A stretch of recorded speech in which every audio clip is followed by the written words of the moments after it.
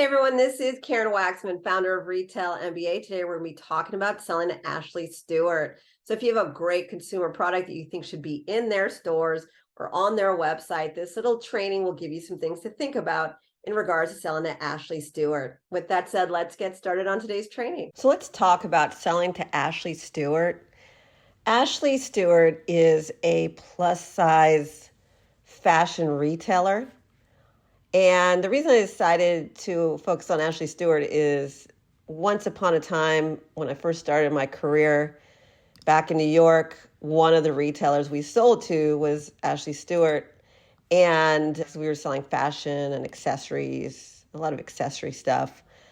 And so I have a warm place in my heart for this retailer. It's been around a long time. It's had some ups and downs, but it's been consistent all these years. So let's talk about Ashley Stewart. They are, again, a fashion retailer, plus size and so forth. The thing about them is they're always looking for diverse suppliers. That means that they are looking for women-owned business, minority-owned companies. They like to find suppliers that can support them, that match their clientele. And so if you can get certified through women-owned business, meaning that 51% of your business is a woman-owned business, that would make them very happy. Or if you want to get a minority-owned certification, if you can, 51% owned by somebody who's a minority, that would be a very big deal for Ashley Stewart. They are really looking for vendors who can match the personality of their audience. So that's number one. The other thing about Ashley Stewart is that they have about 89 stores currently in around 22 states. And a lot of people don't pay attention to them because they don't have that many stores. You usually go after the bigger brands or different brands, like the ones that have more stores.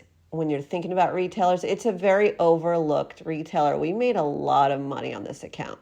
And that was a long time ago when I was focused on them.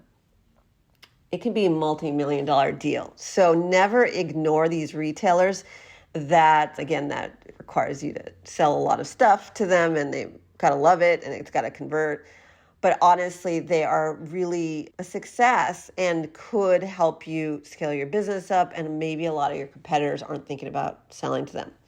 The other thing is some of you are selling women's clothing or jewelry and accessories, and I would say that maybe you don't go after the plus size women's market, but maybe you could. Could you stretch the stuff out? Can you look at their product and see if the accessories you're currently selling could work for this particular audience? It requires you to do some due diligence, not ignore this particular retailer, and see if there's a whole nother audience that's going on there. A lot of times people are looking for new, interesting innovation when it comes to these types of retailers. And if you are selling in another category, it's something to consider. A lot of times you guys get pigeonholed in one thinking that you only sell one type of thing. That could really cause you to lose out on a lot of money because, again, a lot of your competitors are not thinking about working with these types of brands. The final thing is you're going to deal with a lot of private label stuff. So that basically means that if you are not willing to put the Ashley Stewart brand name, whatever it's called at the moment, it's going to be a problem for you because if you sell jewelry or accessories, for instance, to them, they're going to want you to put their information on that packaging. And if you don't want to do that, that's probably not going to be an ideal situation for you. The bottom line is that if you sell to them through their private label division or company-owned division, their expectation is they'll buy from people like you, and then they will have you get the packaging or whatever, the card for the accessory or whatever it is, through them, through their vendors and so forth. So that would require some of you to not be fully in control of your brand placed everywhere. It would be under their brand name, but you can make a lot of money doing private label stuff. So the bottom line is private label is very common with clothing and accessories in general. And this is one of those retailers that will force some of you to be uncomfortable if you do not like that private label concept. So hopefully that helped. You get the essence of it. Don't ignore this retailer. Maybe consider a new category. Plus size fashion is here to stay in the United States. It's growing. It's a wonderful audience for you, and it's something to consider for those of you who maybe need a new revenue stream. And also, they're looking for fashion and trends, obviously. Hopefully this helped. If you want to learn how to approach, pitch, and sell retailers like Ashley Stewart, please take a look at what we do.